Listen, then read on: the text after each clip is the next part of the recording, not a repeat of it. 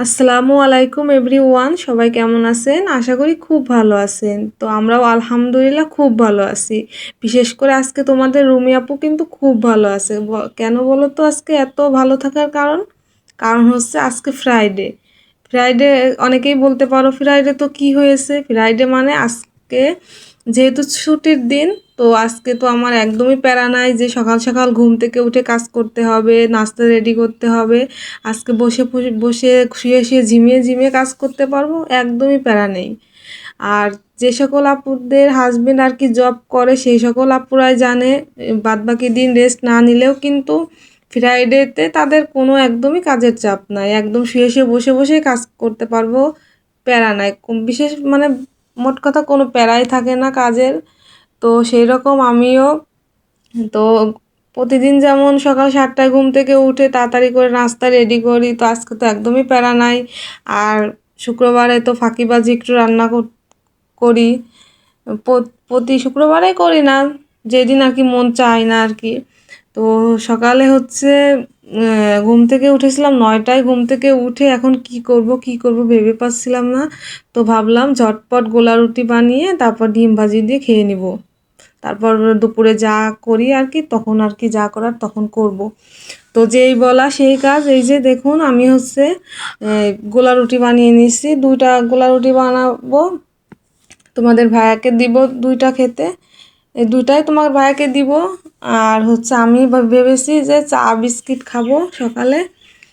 আর ওকে হচ্ছে এরকম 2টা গোলা রুটি বানিয়ে তারপর ডিম ভাজি করে ওকে দিয়ে দিয়ে তারপর হচ্ছে আমার নাস্তাটাও আমি করে ফেলবো।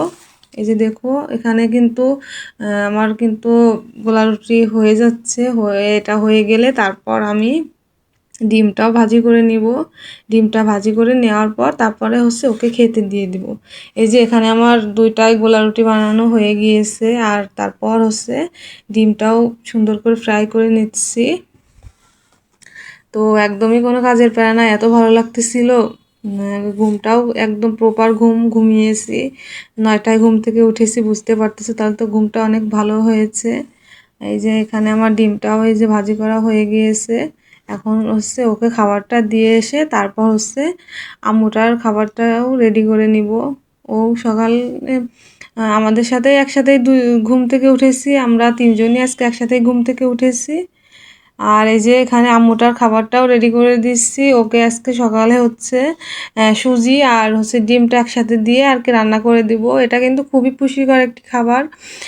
যে বাচ্চারা আসলে সকালে রুটি বলো ভাত বলো এগুলো খেতে চায় না, লিকুইড কিছু দিলে পরে তাড়াতাড়ি খেয়ে নেয়, সে সকল বাচ্চাদের জন্য কিন্তু এই খাবারটা খুবই উপকারী। সুজি দিয়ে ডিম তো অনেক পুষ্টিকর, সেটা তো তোমরা অনেকেই জানো। অনেকে বলতে সবাই জানো ডিমটা কিন্তু খুবই পুষ্টিকর। ডিম বাচ্চাদের প্রতিদিন একটা কিন্তু দিতেই হয়। তো যেহেতু ডিম সিদ্ধটা খেতে চায় না, এজন্য আমি এরকম সুজির মধ্যে এভাবে ডিম ভেঙে দিয়ে তারপর হচ্ছে ওকে খাইয়ে দিই। খাওয়াইতে আমার তেমন একটা সময় লাগে না এই খাবারটা দিলে। আর ভাত দিলে তো আধা ঘন্টা 1 ঘন্টা লেগেই যায়, তারপরেও খায় না। এজন্য সকালে আর ঝামেলাটা করতে যায় নাই। আজকে সব কিছুই একটু মানে শর্টকাট করার চেষ্টা করতেছি। এই যে এখানে আমার সুজি দিয়ে তারপরে একটু চিনি দিয়ে একটু সামান্য একটু লবণ দিয়ে তারপরে যে কিছুটা একটু মানে ফুটিয়ে মানে একদম সম্পূর্ণ একদম যখন সুজিটা রান্না হয়ে যাবে তারপর হচ্ছে ডিমটা ভেঙে দিয়ে 1 মিনিট একটু রান্না করে তারপর হচ্ছে নামিয়ে নিব। এই যে এখন আমি ডিমটাও দিয়ে দিয়েছি। তো ওকে খাইয়ে দিয়ে তারপর হচ্ছে পরে দুপুরে যা আর কি রান্না করব সেগুলাও রেডি করে নিব।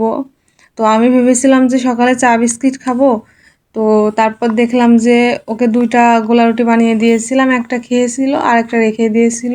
তাই ভাবলাম কি আর চা বিস্কুট আর বানাবো না এখনে, ওই একটা গোলা রুটি আসলে সকালে খেয়ে নিব, তারপর দুপুরে রান্না করে তারপর খাবো। একদমই ক্ষুধা ছিল না সকালে। রাতেও অনেক লেট করে ঘুমানো হয়ে গিয়েছিল, আবার সকালে অনেক লেট করে উঠেছি, তো এই জন্য তেমন একটা ক্ষুধা লাগতেছিল না। তো দেখুন এখানে হচ্ছে আম্মুটার খাবারটাও রেডি করে নিয়েছি। এখন হচ্ছে ওকে খাইয়ে দিয়ে তারপর বাকি যে কাজগুলি আছে সেগুলাও আস্তে আস্তে করে নিব। তোমরাও কিন্তু এভাবে ট্রাই করতে পারো তোমাদের বাচ্চার জন্য। তো আম্মুটাকে খাইয়ে দিয়ে তারপর কিছু থালাবাটি বেসিনে জমা হয়ে গিয়েছিল, সেগুলোও সুন্দর করে ধুয়ে নিচ্ছি। ধুয়ে নেওয়ার পর তারপর দুপুরে কি রান্না করি দেখি। এখনও আসলে চিন্তা করা হয় না যে দুপুরে কি রান্না করব।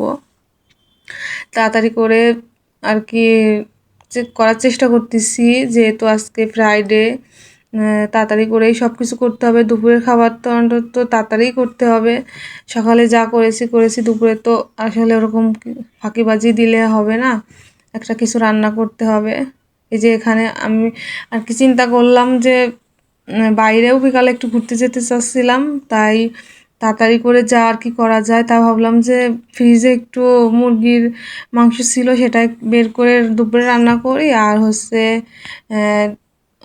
ইয়া করি, এই যে আলু ভর্তা করি। এই দুটাই করব, আর কিছুই করব না। বাইরে যদি যাই তখন বাইরে থেকে একটু খাওয়া দাওয়া করে আসব। এখানে রান্নাটাও বসিয়ে দিয়েছি, প্রথমে আলুটা ভেজে নিচ্ছি। আজকে তেমন একটা রান্নাই শেয়ার করা হয় নাই, সংসারের কাজও তেমন একটা শেয়ার করা হয় নাই। কেন জানি আজকে শেয়ার করতে ইচ্ছা করতেছিল না। ভাবতেছি একটু রেস্ট নেই, পরবর্তীতে অনেক সব কিছুই শেয়ার করা যাবে। তো এখানে আমার আলুটা ভেজে উঠায় নেওয়া হয়ে গিয়েছে।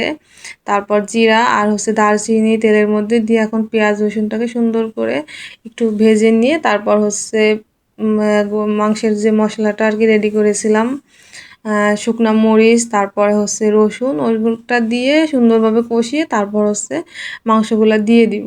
তো কম বেশি সবাই জানে, তারপর আমি যেভাবে আর কি করি সেভাবে একটু শেয়ার করি। তো সম্পূর্ণ শেয়ার করতে পারিনি, ভিডিও করা হয়েছিল না।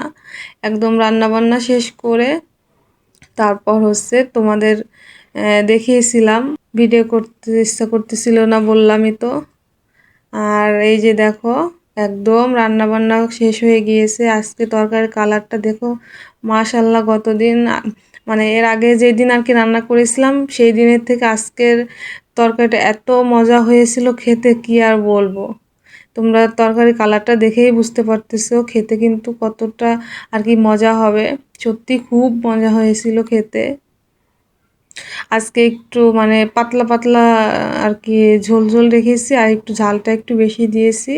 তারপর আলু তো দিয়েইছি।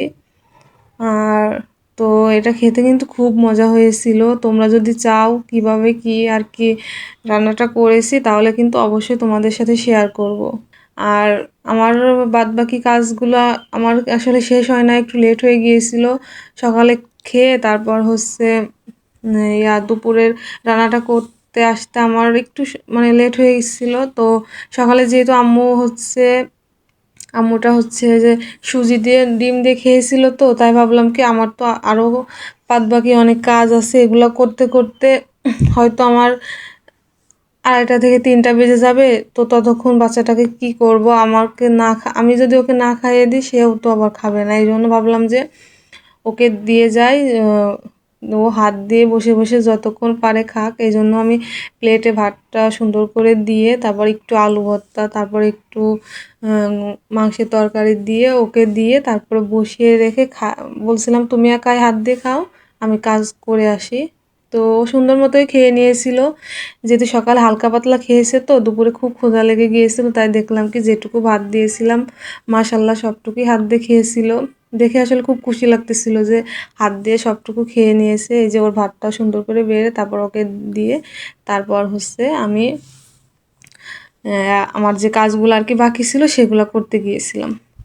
তো একদম দুপুরে খাওয়া দাওয়া শেষ করে তারপর একটু রেস্ট নিয়ে, যে বলেছিলাম সকালে তোমাদের বলেছিলাম যে একটু বাইরে ঘুরতে যাব। তো আর ঘুরতে যাওয়া হয় নাই, বাইরে খুব বৃষ্টি হচ্ছিল। তো অনেক দিন ধরেই আর কি বৃষ্টি হচ্ছে একটানা, একটু রোদ উঠতেছে একটু বৃষ্টি হচ্ছে, এরকমই আর কি চলতেছে। তাই আর বাইরে যাওয়া হয় নাই। তো বিকালে একটু রেস্ট নেওয়ার পর ভাবলাম যে তিনজনে একটু চা আর বিস্কিট খাই। তো বিস্কিটটাও শেষ হয়ে গিয়েছিল, তারপর বিস্কিটটাও হচ্ছে পাত্রে ঢেলে নিচ্ছিলাম। আর এই যে 3 কাপ চা বানিয়ে নিয়েছি, তিনজনে বসে বসে খাবো আর টাইমটা আর কি কাটাবো। এখানে বিস্কিটও নিয়ে নিয়েছি। আর আজকে তেমন কিছু আসলে শেয়ার করতে পারি নাই, ভাবছি ফ্রাইডে আজকে শুধু রেস্ট নিব। পরবর্তীতে আর কি কাজ করা যাবে। তো ভিডিওটি কেমন লেগেছে তোমরা অবশ্যই কিন্তু কমেন্টের মাধ্যমে জানাবা, আর সবাই কেমন আছো সেটাও জানাবা। আর ভিডিওটি ভালো লাগলে লাইক, কমেন্ট, শেয়ার, সাবস্ক্রাইব করে রাখবা। আজকের মতো এই পর্যন্তই। সবাই ভালো থাকবে, সুস্থ থাকবে। আল্লাহ হাফেজ। ও আরেকটি কথা, ভিডিওর মধ্যে অনেক জায়গায় আপনি বলেছি, তুমি বলেছি, তোমরা কেউ কিছু মনে করো না প্লিজ। তোমরা সবাই ক্ষমার দৃষ্টিতে দেখো।